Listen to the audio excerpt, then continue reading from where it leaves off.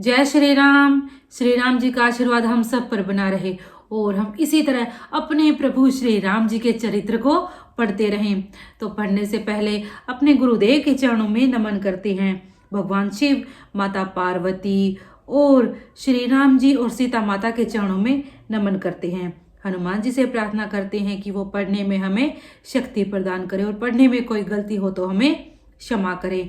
तो श्री रामचरितमानस के बालकांड में मास पारायण 11वें का भाग पहला हम शुरू करते हैं।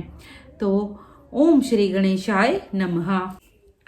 दूध, शरबत, ठंडाई, जल आदि से भरकर सोने के कलश तथा जिनका वर्णन नहीं हो सकता ऐसे अमृत के समान भांति भांति के सब पकवानों से भरे हुए परात, थाल आदि अनेक प्रकार के सुंदर बर्तन, उत्तम फल तथा और भी अनेकों सुंदर वस्तुएं राजा ने हर्षित होकर भेंट के लिए भेजी।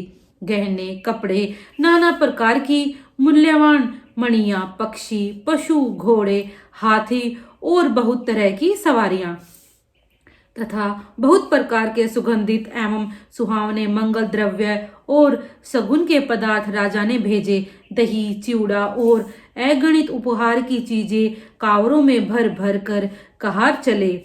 अगवानी करने वालों को जब बारात दिखाई दी तब उनके हृदय में आनंद छा गया और शरीर रोमांच से भर गया। अगवानों को सज धज के साथ देखकर बारातियों ने प्रसन्न होकर नगाड़े बजाए। बाराती तथा अगवानों में से कुछ लोग परस्पर मिलने के लिए हर्ष के मारे बाग छोड़कर दौड़ चले और ऐसे मिले मानो आनंद के दो समुंदर मर्यादा छोड़कर मिलते हों। देव सुंदरिया फूल बरसा कर गीत गा रही हैं और देवता आनंदित होकर नगाड़े बजा रहे हैं। उन लोगों ने सब चीजें दशरथ जी के आगे रख दी और अत्यंत प्रेम से विनती की। राजा दशरथ जी ने प्रेम सहित सब वस्तुएं ले ली। फिर उनकी बख्शिशें होने लगी और वे याचकों को दे दी गईं।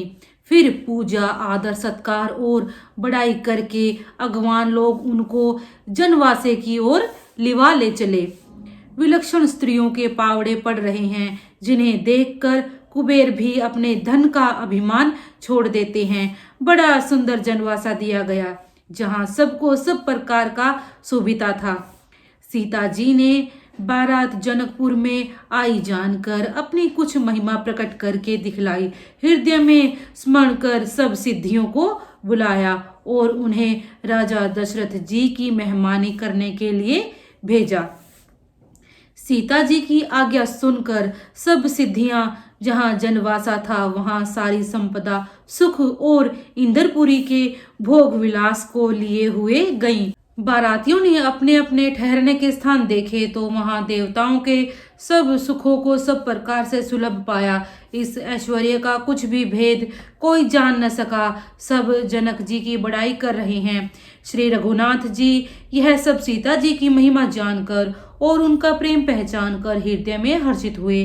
पिता दशरथ जी के आने का समाचार सुनकर दोनों भाइयों के हृदय में महान आनंद समाता न था।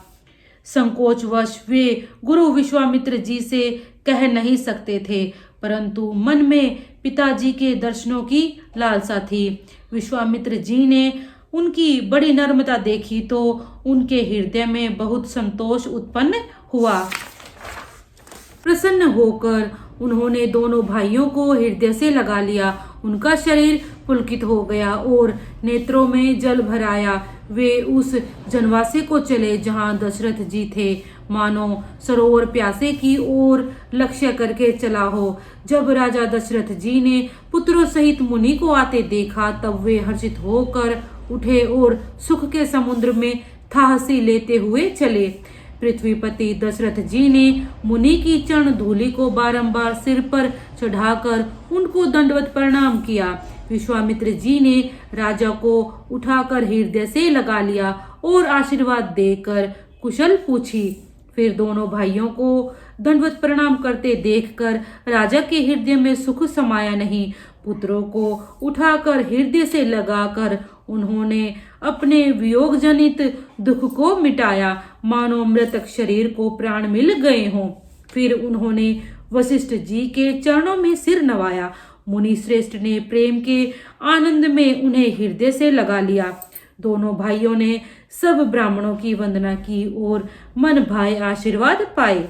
भरत जी ने छोटे भाई शत्रुघ्न सहित श्री रामचंद्र जी को प्रणाम किया। श्री राम जी ने उन्हें उठाकर हृदय से लगा लिया। लक्ष्मण जी दोनों भाइयों को देखकर हर्षित हुए और प्रेम से परिपूर्ण हुए शरीर से उनसे मिले। फिर परम कृपालु और विनयी श्री रामचंद्र जी अयोध्या वासियों, कुटुंबियों, जाति के लोगों, याचकों, मंत्रियों और मित्रों सभी से यथा योग्य मिले। श्री रामचंद्र जी को देखकर बारात शीतल हुई। प्रीति की रीति का बखान नहीं हो सकता। राजा के पास चारों पुत्र ऐसी शोभा पा रहे हैं मानो अर्थ, धर्म, काम और मोक्ष शरीर धारण किए हों। पुत्रों सहित दशरथ जी को देखकर नगर के स्त्री पुरुष बहुत ही प्रसन्न हो रहे हैं। आकाश में देवता फूलों की वर्षा करके नगाड़े बजा रहे हैं और अप्सराएं गा गा कर नाच रही हैं।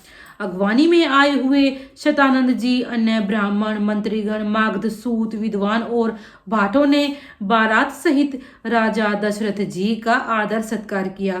फिर आज्ञा लेकर वे वापस लौटे।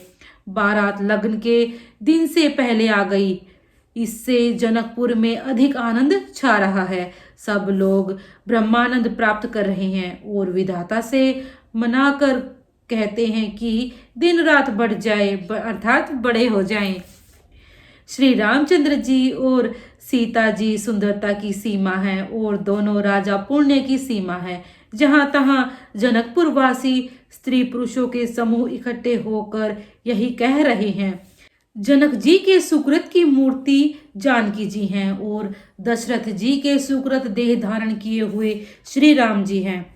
इन दोनों राजाओं के समान किसी ने शिव जी की आराधना नहीं की और न इनके समान किसी ने फल ही पाए। इनके समान जगत में न कोई हुआ, न कहीं है, न होने का ही है। हम सब भी संपूर्ण पुण्यों की राशि हैं जो जगत में जन्म लेकर जनकपुर के निवासी हुए और जिन्होंने जानकी जी और श्री राम जी की छवि देखी है। हमारे सरीखा विशेष पुण्यात्मा कौन होगा। और अब हम श्री रघुनाथ जी का विवाह देखेंगे और भली भांति नेत्रों का लाभ लेंगे। कोयल के समान मधुर बोलने वाली स्त्रियां आपस में कहती हैं कि हे सुंदर नेत्रों वाली, इस विवाह में बड़ा लाभ है। बड़े भाग्य से विधाता ने सब बात बना दी। ये दोनों भाई हमारे नेत्रों के अतिथि हुआ करेंगे। जनक जी स्नेहवश बार बार सीता जी को बुलावेंगे और करोड़ों कामदेवों के समान सुंदर दोनों भाई सीता जी को लेने आया करेंगे। तब उनकी अनेकों प्रकार से पहुनाई होगी। सखी ऐसी ससुराल किसे प्यारी न होगी। तब हम सब नगरवासी श्री राम लक्ष्मण को देख देख कर सुखी होंगे। हे सखी, जैसा श्री राम लक्ष्मण का जोड़ा है वैसे ही दो कुमार राजा के साथ और भी हैं। वे भी एक श्याम और दूसरे गौर वर्ण के हैं। उनके भी सब अंग बहुत सुंदर हैं। जो लोग उन्हें देख आए हैं वे सब यही कहते हैं। एक ने कहा, मैंने आज ही उन्हें देखा है, इतने सुंदर है मानो ब्रह्मा जी ने उन्हें अपने हाथों से संवारा है। भरत तो श्री रामचंद्र जी की ही शक्ल सूरत के हैं। स्त्री पुरुष उन्हें सहसा पहचान नहीं सकते। लक्ष्मण और शत्रुघ्न दोनों का एक रूप है। दोनों के नख से शिखा तक सभी अंग अनुपम है। मन को बड़े अच्छे लगते हैं पर मुख से उनका वर्णन नहीं हो सकता। उनकी उपमा के योग्य तीनों लोकों में कोई नहीं है। दास तुलसी जी कहते हैं कि कवि और विद्वान कहते हैं इनकी उपमा कहीं कोई नहीं है। बल, विनय, विद्याशील और शोभा के समुद्र इनके समान ये ही हैं। जनकपुर की सब स्त्रियां आंचल फैलाकर विधाता को यह विनती सुनाती हैं कि चारों भाइयों का विवाह इसी नगर में हो और हम सब सुंदर मंगल गावें। नेत्रों में जल भरकर पुलकित शरीर से स्त्रियां आपस में कह रही हैं कि हे सखी, दोनों राजा पुण्य के समुद्र हैं। त्रिपुरारी शिवजी सब मनोरथ पूर्ण करेंगे। इस प्रकार सब मनोरथ कर रही हैं और हृदय को उत्साह पूर्वक आनंद से भर रही हैं। सीता जी के स्वयंवर में जो राजा आए थे उन्होंने भी चारों भाइयों को देखकर सुख पाया। श्री रामचंद्र जी का निर्मल और महान यश कहते हुए राजा लोग अपने अपने घर गए। इस प्रकार कुछ दिन बीत गए। जनकपुर निवासी और बराती सभी बड़े आनंदित हैं। मंगलों का मूल लगन का दिन आ गया। हेमंत ऋतु और सुहावना अगहन का महीना था। ग्रह तिथि नक्षत्र योग और वार श्रेष्ठ थे। मुहूर्त शोध कर ब्रह्मा जी ने उस पर विचार किया और उस लगन पत्रिका को नारद जी के हाथ जनक जी के यहाँ भेज दिया। जनक जी के ज्योतिषियों ने भी वही गणना कर रखी थी। जब सब लोगों ने यह बात सुनी तब वे कहने लगे, यहाँ के ज्योतिषी भी ब्रह्मा ही हैं। निर्मल और सभी सुंदर मंगलों की मूल गोधूली की पवित्र वेला आ गई और अनुकूल शकुन होने लगे। यह जानकर ब्राह्मणों ने जनक जी से कहा। तब राजा जनक के पुरोहित शतानंद जी से कहा कि अब देर का क्या कारण है। तब शतानंद जी ने मंत्रियों को बुलाया और वे सब मंगल का सामान सजाकर ले आए। शंख नगाड़े ढोल और बहुत से बाजे बजने लगे तथा मंगल कलश और शुभ शकुन की वस्तुएं सजाई गईं। सुंदर सुहागिन स्त्रियां गीत गा रही हैं और पवित्र ब्राह्मण वेद की ध्वनि कर रहे हैं। सब लोग इस प्रकार आदर पूर्वक बारात को लेने चले और जहां बारातियों का जनवासा था वहां गए। अवधपति दशरथ जी का समाज देखकर उनको देवराज इंद्र भी बहुत ही तुच्छ लगने लगे। उन्होंने जाकर विनती की, समय हो गया, अब पधारिए। यह सुनते ही नगाड़ों पर चोट पड़ी। गुरु वशिष्ठ जी से पूछकर और कुल की सब रीतियों को करके राजा दशरथ जी मुनियों और साधुओं के समाज को साथ लेकर चले। अवध नरेश दशरथ जी का भाग्य और वैभव देखकर और अपना जन्म व्यर्थ समझकर ब्रह्मा जी आदि देवता हजारों मुखों से उसकी सराहना करने लगे। देवगण सुंदर मंगल का अवसर जानकर नगाड़े बजा बजा कर फूल बरसाते हैं। शिव जी ब्रह्मा जी आदि देववृंद टोलियां बना बना कर विमानों पर चढ़े और प्रेम से पुलकित शरीर हो तथा हृदय में उत्साह भरकर श्री रामचंद्र जी का विवाह देखने चले। जनकपुर को देखकर देवता इतने अनुरक्त हो गए कि उन सबको अपने अपने लोक बहुत तुच्छ लगने लगे। विचित्र मंडप को तथा नाना प्रकार की सब अलौकिक रचनाओं को वे चकित होकर देख रहे हैं। नगर के स्त्री पुरुष रूप के भंडार श्रेष्ठ धर्मात्मा सुशील और सुजान हैं। उन्हें देखकर सब देवता और देवांगनाएं ऐसे प्रभाहीन हो गए जैसे चंद्रमा के उजियाले में तारागण फीके पड़ जाते हैं। ब्रह्मा जी को विशेष आश्चर्य हुआ क्योंकि उन्होंने अपनी कोई करनी अर्थात रचना तो कहीं देखी ही नहीं। तब शिव जी ने सब देवताओं को समझाया कि तुम लोग आश्चर्य में मत भूलो, हृदय में धीरज धर कर विचार तो करो कि यह भगवान की महामहिमामयी निज शक्ति श्री सीता जी का और अखिल ब्रह्मांडों के परम ईश्वर साक्षात भगवान श्री रामचंद्र जी का विवाह है, जिनका नाम लेते ही जगत में सारे अमंगलों की जड़ कट जाती है और चारों पदार्थ अर्थ धर्म काम मोक्ष मुट्ठी में आ जाते हैं। ये वही जगत के माता पिता श्री सीताराम जी हैं। काम के शत्रु शिव जी ने ऐसा कहा। इस प्रकार शिव जी ने देवताओं को समझाया और फिर अपने श्रेष्ठ बैल नंदीश्वर को आगे बढ़ाया।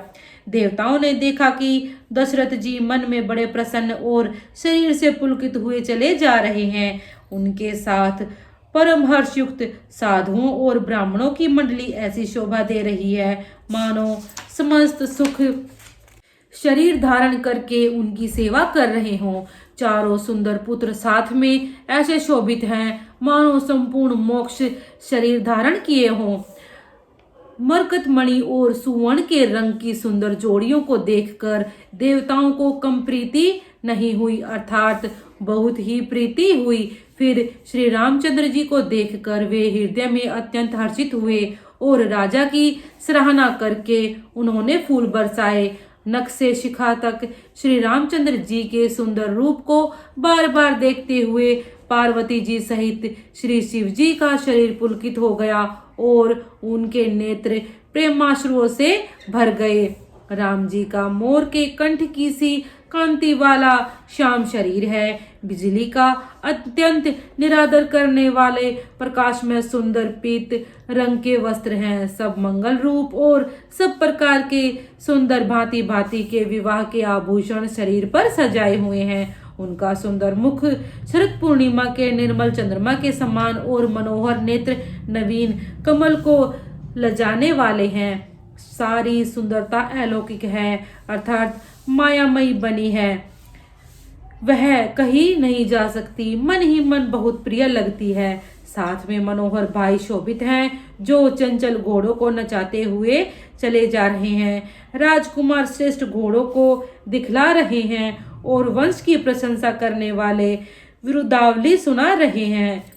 जिस घोड़े पर श्री राम जी विराजमान हैं, उनकी तेज चाल देखकर गरुड़ भी लजा जाते हैं। उनका वर्णन नहीं हो सकता, वह सब प्रकार से सुंदर हैं, मानो कामदेव ने ही घोड़े का वेश धारण कर लिया हो।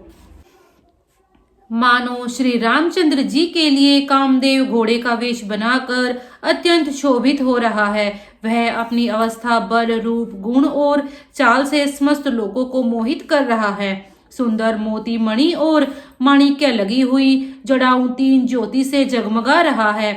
उसकी सुंदर घुंघरू लगी ललित लगाम को देखकर देवता, मनुष्य और मुनि सभी ठगे जाते हैं।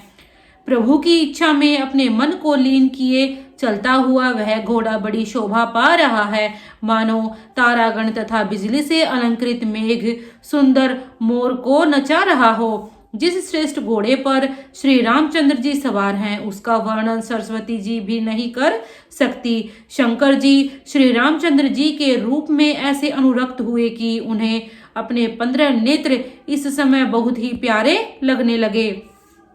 भगवान विष्णु ने जब प्रेम सहित श्री राम को देखा, तब वे श्री लक्ष्मी जी के पति श्री लक्ष्मी जी सहित मोहित हो गए। श्री रामचंद्र जी की शोभा देखकर ब्रह्मा जी बड़े प्रसन्न हुए, पर अपने 8 ही नेत्र जानकर पछताने लगे। देवताओं के सेनापति स्वामी कार्तिक के हृदय में बड़ा उत्साह है, क्योंकि वे ब्रह्मा जी से 12 नेत्रों से राम दर्शन का सुंदर लाभ उठा रहे हैं। सुजान इंद्र अपने 1000 नेत्रों से श्री रामचंद्र जी को देख रहे हैं और गौतम जी के शाप को अपने लिए परम हितकर मान रहे हैं। सभी देवता देवराज इंद्र से ईर्ष्या कर रहे हैं और कह रहे हैं कि आज इंद्र के समान भाग्यवान दूसरा कोई नहीं है। श्री रामचंद्र जी को देखकर देवगण प्रसन्न हैं और दोनों राजाओं के समाज में विशेष हर्ष छा रहा है। दोनों ओर से राज समाज में अत्यंत हर्ष है और बड़े जोर शोर से नगाड़े बज रहे हैं। देवता प्रसन्न होकर और रघुकुल मणि श्री राम जी की जय जय हो कहकर फूल बरसा रहे हैं। इस प्रकार बारात को आती हुई जानकर बहुत प्रकार के बाजे बजने लगे और रानी सुहागिन स्त्रियों को बुलाकर परछन के लिए मंगल द्रव्य सजाने लगी। अनेक प्रकार से आरती सजकर और समस्त मंगल द्रव्यों को यथा योग्य सजाकर गजगामिनी अर्थात हाथी की सी चाल वाली उत्तम स्त्रियां आनंद पूर्वक परछन के लिए चली। सभी स्त्रियां चंद्रमुखी और सभी मृगलोचनी हैं और सभी अपने शरीर की शोभा से रति गर्व को छुड़ाने वाली हैं। रंग रंग की सुंदर साड़ियां पहने हैं और शरीर पर सब आभूषण सजे हुए हैं।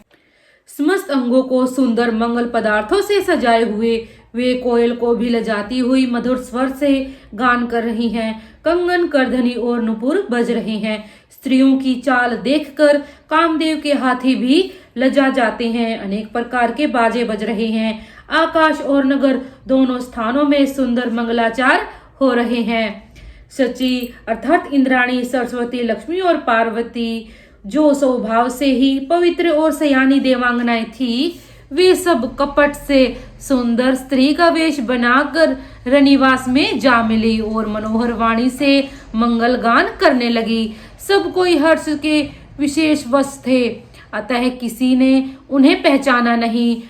कौन किसे जाने पहचाने, आनंद के वश हुई सब दुल्हे बने हुए ब्रह्मा का परछन करने चली। मनोहर गान हो रहा है, मधुर मधुर नगाड़े बज रहे हैं, देवता फूल बरसा रहे हैं, बड़ी अच्छी शोभा है। आनंद कंद दुल्हे को देखकर सब स्त्रियां हृदय में हर्षित हुई। उनके कमल सरीखे नेत्रों में प्रेमाश्रुओं का जल उमड़ आया और सुंदर अंगों में पुलकावली छा गई। श्री रामचंद्र जी का वरवेश देखकर सीता जी की माता सुनैना जी के मन में जो सुख हुआ, उसे हजारों सरस्वती और शेष जी 100 कल्पों में भी नहीं कह सकते।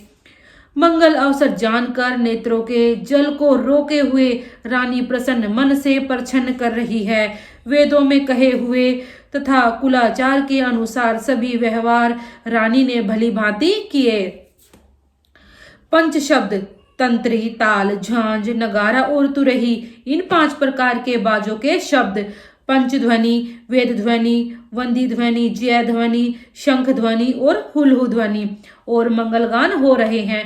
नाना प्रकार के वस्त्रों के पावड़े पड़ रहे हैं। उन्होंने आरती करके अर्घ्य दिया। तब श्री राम जी ने मंडप में गमन किया। दशरथ जी अपनी मंडली सहित विराजमान हुए। उनके वैभव को देखकर लोकपाल भी लजा गए। समय समय पर देवता फूल बरसाते हैं और भूदेव ब्राह्मण समयानुकूल शांति पाठ करते हैं। आकाश और नगर में शोर मच रहा है, अपनी पराई कोई कुछ भी नहीं सुनता।